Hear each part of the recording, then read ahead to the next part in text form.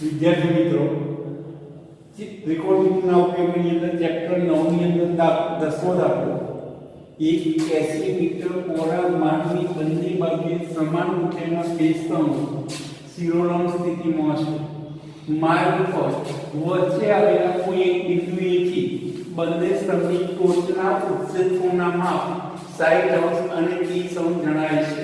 તો દરેક સ્તંભની ઊંચાઈ તથા બંને સ્તંભનું નિરીક્ષણ બિંદુથી અંતર શોધો.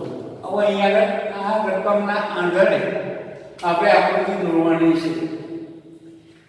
80 મીટર પહોળો માર્ગ છે. તો અહીંયા એક માર્ગ છે તો જેની લંબાઈ 80 મીટર છે.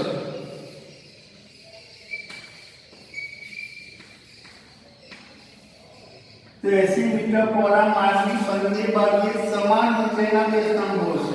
તો અહીંયા આગળ એક સ્તંભ છે અને અહીંયા આગળ એક સ્તંભ છે. તો જેની ઊંચાઈ બંને સ્તંભની ઊંચાઈ સમાન છે. તો આ જે સ્તંભ છે એની ઊંચાઈ x મીટર છે. સ્તંભ તો જેની ઊંચાઈ x મીટર છે. અહીંયા આગળ બીજો સ્તંભ છે એની ઊંચાઈ પણ x મીટર છે. કારણ કે સમાન ઊંચાઈના બંને સ્તંભો છે. એની ઊંચાઈ પણ x મીટર છે. શિરોલંબ સ્થિતિની અંદર જે અહીંયા જે ખૂણો બને છે એ 90°નો ખૂણો બને છે. માર્ગ પર વચ્ચે આવેલા કોઈ એક બિંદુ, આ જે માર્ગ છે એ માર્ગ પર વચ્ચે આવેલા કોઈ એક બિંદુ, તો અહીંયા આપણે બિંદુ બતાવીએ છીએ. તો માર્ગ પર વચ્ચે આવેલા કોઈ એક બિંદુએથી બંને સ્તંભની ટોચ છે. તો આ પણ સ્તંભની ટોચ થઈ અને આ પણ સ્તંભની ટોચ થઈ. બંને સ્તંભની વચ્ચે આવેલા બિંદુએથી બંને સ્તંભની ટોચના ઉત્સેચકોણ 60° અને 30° જણાય છે. તો આનો ઉત્સેચકોણ 60° છે અને અહીંયા આગળ જે ઉત્સેચકોણ છે તે કેટલા અંશનો જણાય છે? 30°નો જણાય છે. તો આ જે ઉત્સેચકોણ છે 30°નો છે. તો દરેક સ્તંભની ઊંચાઈ સ્તંભની ઊંચાઈ પણ શોધવાની છે અને બંને સ્તંભનું આ બંને જે સ્તંભ છે એનું બિંદુથી અંતર શોધવાનું છે. હવે આ બિંદુ અંતર આપણે જાણતા નથી માટે આને y નામ આપી દઈએ. તો આ જે અંતર થશે એ કેટલું થશે? 80 - y મીટર થશે. હવે એના નામ આપીએ તો નામ આપી દઈએ a, અહીંયા આગળ b, અહીંયા આગળ આ જે નામ છે એને c આપીએ અને અહીંયા આગળ d અને અહીંયા આગળ e.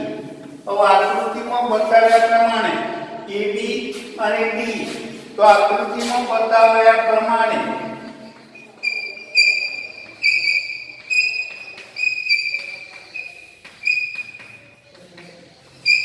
AB બરાબર D, સ્તંભની ઊંચાઈ AB બરાબર D, સ્તંભની ઊંચાઈ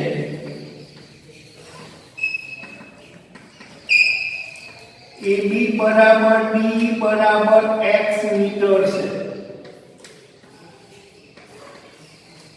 BD બરાબર માર્ગની લંબાઈ છે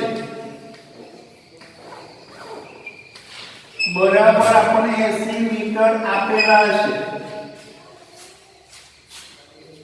BC બરાબર એક સ્તંભથી બિંદુ વચ્ચેનું અંતર છે. BC બરાબર એક સ્તંભથી બિંદુ વચ્ચેનો અંતર ખૂણો ACB બરાબર 60° છે અને ખૂણો EDC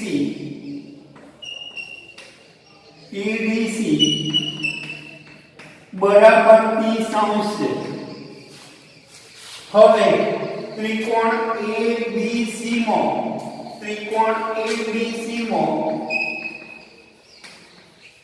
કેટલા અંશનો ખૂણો છે? તો 60°નો ખૂણો છે. તો tan 60 બરાબર સામેની બાજુ એટલે AB છે અને પાછળની બાજુ એટલે BC છે. AB બરાબર આપણે x મીટર ધાર્યા છે અને BC બરાબર y મીટર છે. તો tan 60 ની મૂલ્ય રહેશે √3. તો x બરાબર √3y. આનો સમીકરણ નંબર 1. તે જ રીતે બીજો ત્રિકોણ છે CDE, ત્રિકોણ CDE માં tan 30 બરાબર સામેની બાજુ એટલે CDE ભાગ્યા CD, DE ભાગ્યા CD. હવે DE બરાબર x છે અને CD બરાબર AC માઈનસ y છે. tan 30 નું મૂલ્ય છે 1/√3. આનું સમીકરણ નંબર 2. હવે x ના કરતા બદલીએ તો અહીંયા આગળ x બરાબર AC માઈનસ y/√3 થાય. એનો સમીકરણ નંબર 2 આપી દઈએ. સમીકરણ 1 અને સમીકરણ 2 પરથી સમીકરણ 1 અને સમીકરણ 2 પરથી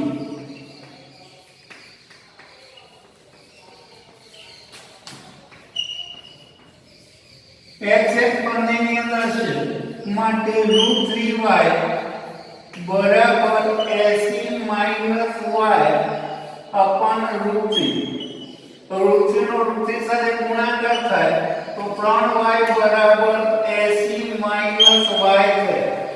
આ ઓછા y છે એના આગળ લઈએ તો વત્તા y બરાબર AC માટે 4y બરાબર AC તો y બરાબર 20 મીટર AC ભાગ્યા 4 બરાબર 20 મીટર થયો. તો y બરાબર 20 મીટર. તો અહીંયા આગળ BC બરાબર 20 મીટર અને BC બરાબર 20 મીટર અને CD બરાબર BD માઈનસ BC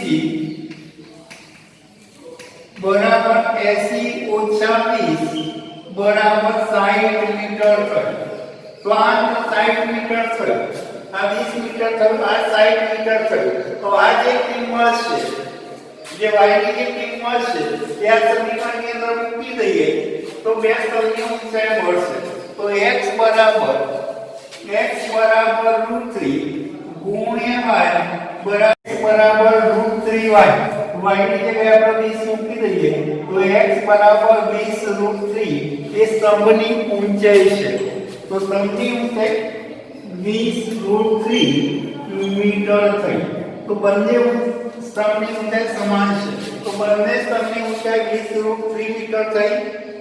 બે સ્તંભ વચ્ચેનું જે અંતર છે બિંદુથી સ્તંભ વચ્ચેનું જે અંતર છે y બરાબર 20 મીટર અને અહીંયા આગળ સ્તંભ વચ્ચેનું અંતર છે એ 60 મીટર છે.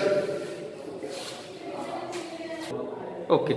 વિદ્યાર્થી મિત્રો 13મો દાખલો જોઈએ. 11 બાદ તમારે જાતે કરવાનો છે. 13મા દાખલાની અંદર જુઓ તો દરિયાની સપાટીથી 75 મીટર ઊંચી દીવાલોની પરથી અવલોકન કરતા દરિયામાં રહેલા બે વાહનના અવશેષોના માપ 30 અંશ અને 45 અંશ માલુમ પડે છે.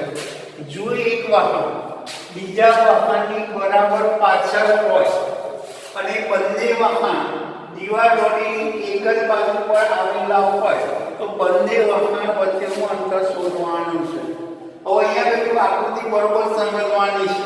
તો એક દીવાલોડી છે, આ દરિયો છે, આ જે છે દરિયો છે, આ દીવાલોડી છે.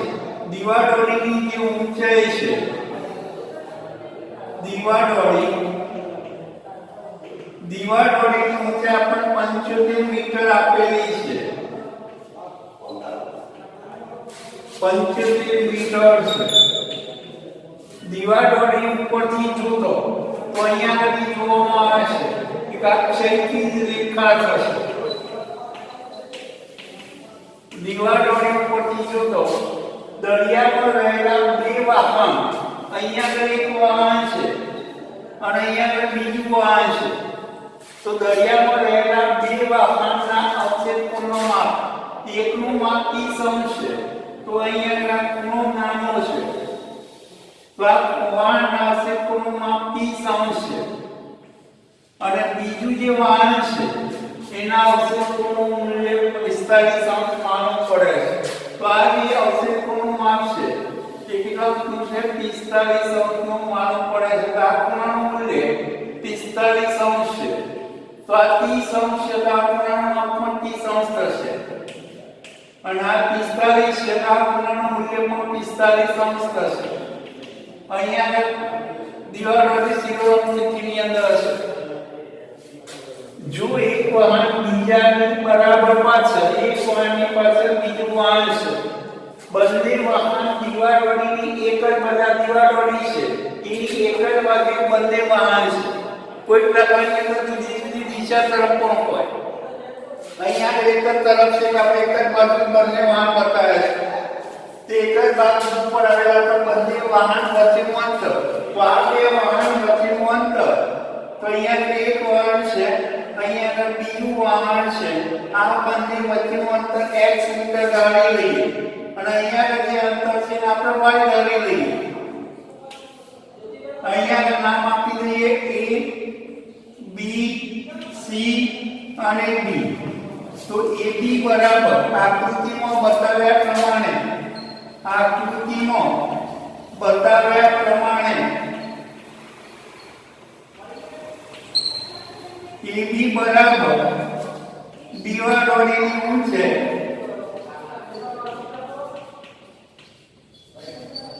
બરાબર 75 મીટર છે.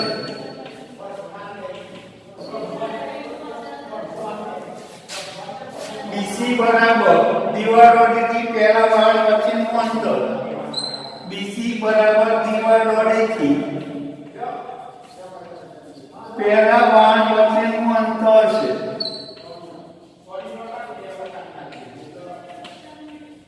બરાબર y મીટર છે. CD બરાબર બે વાહન વચ્ચેનું અંતર છે.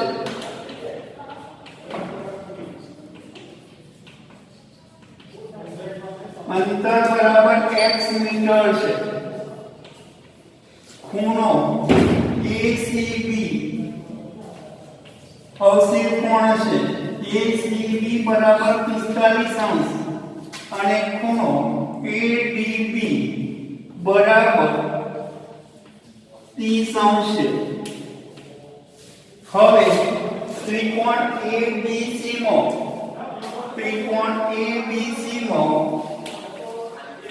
tan 45 બરાબર સામેની બાજુ ભાગ્યા પાછળની બાજુ AB ભાગ્યા BC.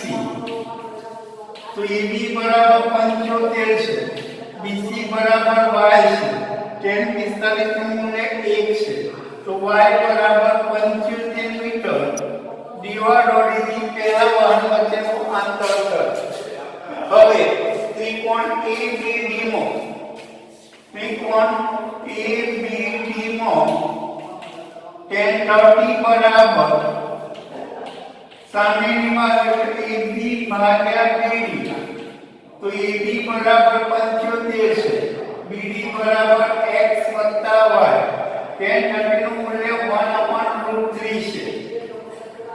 તો x વત્તા y બરાબર 75√3. સમીકરણ નંબર 2 અને અહીંયા સમીકરણ નંબર 1. સમીકરણ 1 ની કિંમત સમીકરણ 2 માં મૂકો. સમીકરણ 1 ની કિંમત સમીકરણ 2 માં મૂકો. સમીકરણ 2 માં મૂકો તો x વત્તા y ની જગ્યાએ 75 બરાબર 75√3.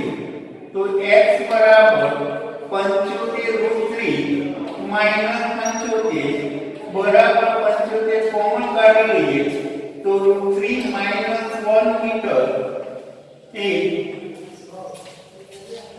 કોણ વચ્ચે અંતર થયું બે વાહન વચ્ચેનું અંતર 75 √3 માઈનસ 1 મીટર થાય.